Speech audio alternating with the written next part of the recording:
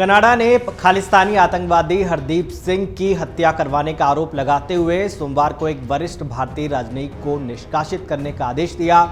Canada की इस कार्रवाई के जवाब में भारत ने भी कनाडा के एक राजनयिक को देश से निकाल दिया है। रिपोर्ट के मुताबिक कनाडा के उच्चायुक्त को मंगलवार सुबह भारत सरकार ने तलब किया है।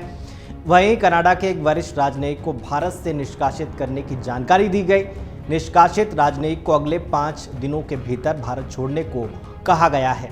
मोदी सरकार की यह कार्रवाई कनाडा के राजनयिकों के भारत के आंतरिक मामलों में हस्तक्षेप और भारत विरोधी गतिविधियों में उनकी संलिप्तता पर भारत सरकार की बढ़ती चिंता को दर्शाती है।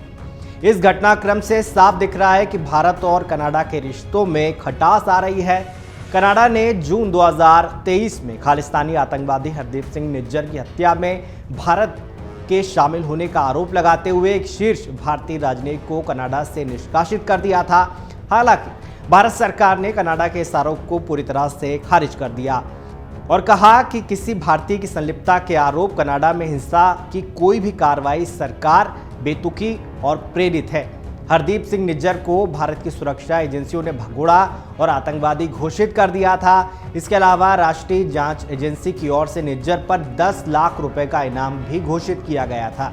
जून 2020 में कनाडा के सरे में निज्जर की गोली मारकर हत्या कर दी गई थी। आपको बता दें कि खालिस्तान की मांग कितनी पुरानी है और खालिस्तान की मांग के चलते भारत में अब तक क्या क्या हुआ है। खालिस्तान शब्द पहली बार 1940 में सामने आया था। डॉक्टर वीर सिंह भट्टी ने मुस्लिम लीग के लाहौर घोषणा पत्र के जवाब में एक पुस्तिका में इसका इस्तेमाल किया था। इसके बाद 1966 में भाषाई आधार पर पंजाब के पुनर्गठन से पहले 60 के दशक के मध्य में अकाली नेताओं ने सबसे पहले सिखों के लिए स्वायत्तता का मुद्दा उठाया था। पंजाब के गठन के बाद यहाँ राजनीतिक उथल पुथल का दौर शुरू हो गया। ज्ञानी जैल सिंह को छोड़कर कोई भी मुख्यमंत्री अपना 5 साल का कार्यकाल पूरा नहीं कर सका। राजनीतिक अस्थिरता का फायदा उठाकर आंदोलन के नेताओं ने इसे हिंसक बनाना शुरू कर दिया। 1978 में अमृतसर में अकाली दलों का निरंकार संप्रदाय से विवाद हो गया। निरंकार समुदाय के लोग जीवित गुरुओं में विश्वास करते हैं, जबकि सिख गुरु गोविंद सिंह के बाद किसी को अपना गुरु नहीं मानते हैं। दोनों के बीच ये विवाद सालों पुराना है, लेकिन 1978 में हुए विवाद में 13 अकाली कार्यकर्ताओं की मौत हो गई।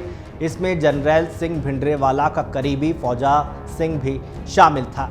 ये मामला अदालत में चला और निरंकारी संप्रदाय के प्रमुख गुरबचन सिंह को मामले से बरी कर दिया गया।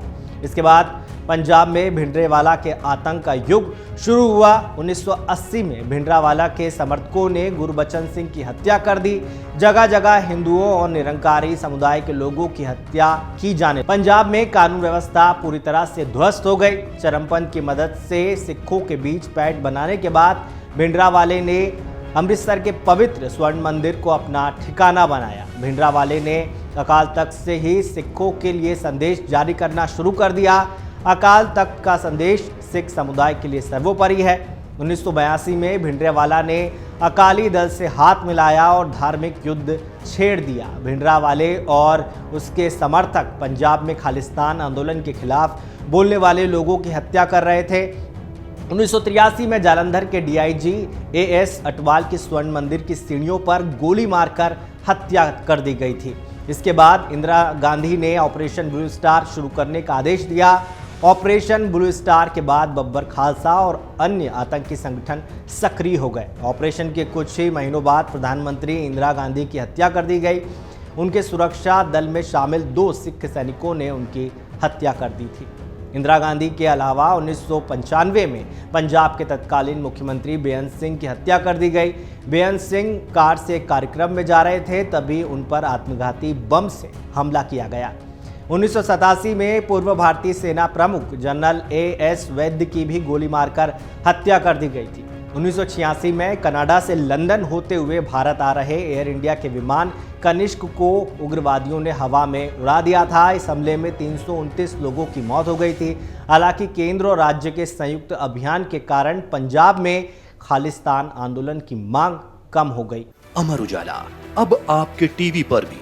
अपने स्मार्ट टीवी पर YouTube पर सर्च करें अमर उजाला, चैनल सब्सक्राइब करें और देखें ताजा खबरें, वो भी HD क्वालिटी में।